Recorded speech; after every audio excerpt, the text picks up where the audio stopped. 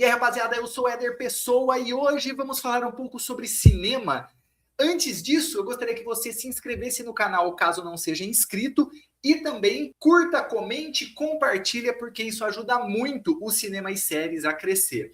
Hoje eu vou bater um papo sobre a minha coleção, sobre os filmes de Wesley Snipes, mas vai ser de um jeitinho um pouco diferente. Você vai saber um pouco mais sobre a vida dele e aí depois eu vou mostrar aqui os DVDs que eu tenho na minha coleção. Então logo após a vinheta a gente bate esse papo. Wesley Trent Snipes nasceu em 31 de julho de 1962 em Orlando, na Flórida, mas ele foi criado no Bronx, em Nova York. E isso é muito importante porque crescer no Bronx nos anos 70 ajudou muito o Wesley Snipes a moldar essa sua postura, disciplina e até uma certa agressividade que ele levaria depois para as telonas. Desde cedo, o Snipes mostrou interesse por artes marciais e artes cênicas também. Ele, aliás, estudou no teatro, na famosa High School of Performing Arts. Depois disso, ele se formou na State University of New York. Ou seja, diferente de muitos astros de ação, ele sim tinha uma base sólida como ator. Tem, né, uma base sólida como ator e não era só o cara da porrada. Um dos primeiros papéis que chamou a atenção de público e da crítica foi no filme Uma Gatinha Boa de Bola, de 1986, ao lado da Goody Hall. Mas o grande ponto de virada aconteceu de fato em 1991, quando ele foi comandado, ele foi dirigido pelo Spike Lee, o grande Spike Lee, no filme Febre da Selva. Ali Wesley Snipes mostrou carisma, intensidade e, claro, presença de cena, aí sim chamando a atenção de Hollywood de uma vez por todas. Nos anos 90, ele virou uma verdadeira máquina de fazer filmes de ação. E aí vieram títulos como Passageiro 57, onde basicamente ele ensinou ao mundo que sempre há espaço para um herói dentro de um avião, e o Demolidor, que ele contracena com o Sylvester Stallone e passou não sei quantas mil vezes na tela de sucessos no SBT. Porém, o papel mais icônico da carreira dele, Blade, o Caçador de Vampiros, antes da MCU existir, né? O Wesley Snipes já estava protagonizando aí um filme de super-herói adulto, violento e estiloso, numa época em que a gente já havia tido Spawn, Homem de Aço com Shaquille O'Neal, ou seja, só bombas, mas Blade é muito interessante. E não só foi um sucesso de bilheteria, como ajudou a provar que adaptações de quadrinhos sim poderiam funcionar no cinema. Sem Blade, talvez o cinema de super-heróis não tivesse chegado, na verdade, ao patamar que chegou hoje em dia, né? A trilogia Blade consolidou o Snipes como um grande astro global, mas também marcou o início de problemas nos bastidores. Ele acabou ficando conhecido, né, segundo informações, por ser difícil de lidar no set, e principalmente no set de Blade Trinity, né?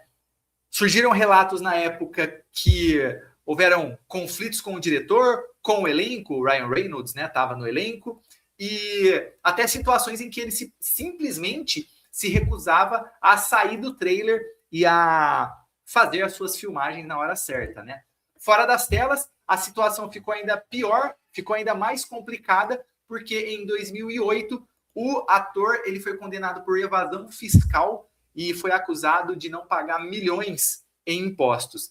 Aí, obviamente, em 2010 ele começou a cumprir a sua pena de 3 anos de prisão. Naquele momento, obviamente, muita gente achou que a carreira dele tinha acabado, tinha encerrado de vez, mas ele não desapareceu completamente. Depois de sair da prisão, ele retornou aos poucos e aí foi escolhendo os seus projetos. Ele teve uma participação nos Mercenários 3, onde ele mostrou que estava em boa forma e fez uma espécie de retorno simbólico ao cinema de ação, né? Tanto que no filme Os Mercenários, né, Stallone e Companhia Limitada, eles soltam ele está preso dentro de um trem e aí ele é salvo, vamos dizer assim, pelos mercenários, e aí tem essa metalinguagem, vamos dizer assim, do cinema e da vida real, né? E aí nos últimos anos o Wesley Snipes também, ele acabou surpreendendo o público ao mostrar um lado mais cômico e aí mais carismático também dele, com, por exemplo, Meu Nome é Dolomite, que é uma produção da Netflix, excelente produção da Netflix, que tem o Ed Murphy como protagonista.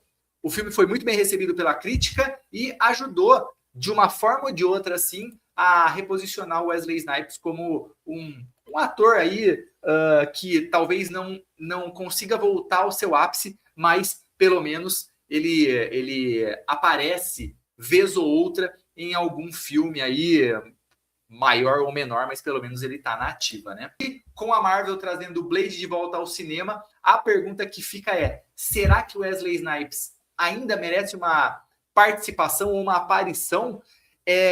Há boatos, na verdade, que esse filme que teria o Mahershala Ali como protagonista, ele tá nesse vai e vem, então a gente não sabe ao certo se de fato vai rolar, se não vai, mas se rolar, será que não seria interessante pelo menos uma ponta do Wesley Snipes nesse filme?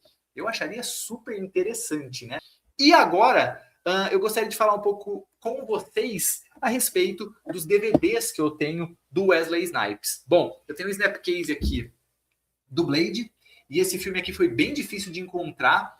Eu moro aqui em Hortolândia, eu fui para Sorocaba, e aí, depois de muito tempo assim, e eu nem estava procurando Blade especificamente, mas surgiu lá a oportunidade e eu adquiri o Blade 1, o Blade 2, que eu tenho também, e esse aqui eu não assisti ainda, mas tem Guilherme Del Toro, e assim, na época em que o Guilherme Del Toro estava bombando, né, fazendo bons filmes, Espinha do Diabo, enfim. Acho que ele tinha feito Hellboy, ou fez Hellboy depois, o Guilherme Del Toro, mas esse olhar diferenciado, né, porque o primeiro filme é dirigido pelo Stephen Norrington, que depois fez A Liga Extraordinária, aquela bomba danada, mas acertou no primeiro Blade, e aí é uma visão completamente diferente com o do Blade 2, com o Guilherme Del Toro. Por fim, não menos importante, eu tenho também Emboscada. E esse filme aqui eu tenho há muito tempo. Eu não sei hoje em dia assim, se é tão fácil de encontrá-lo.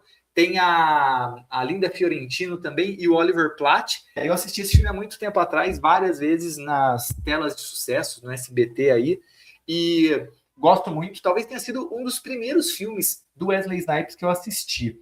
E Demolidor também talvez tenha sido, talvez esteja nessa leva aí de primeiros filmes do Wesley Snipes que eu assisti. Mas eu gostaria de saber de você, qual é o melhor filme do Wesley Snipes, na sua opinião? O que você acha do ator? E se você gosta da trilogia Blade também. Se você não é inscrito no canal, inscreva-se, que isso ajuda bastante a gente. E comente, compartilhe com aquele seu amigo que curte Wesley Snipes e curte cinema de ação ou é colecionador de DVDs, então fique à vontade para comentar e propagar os cinemisséries para mais pessoas. Forte abraço a todos, valeu e até mais.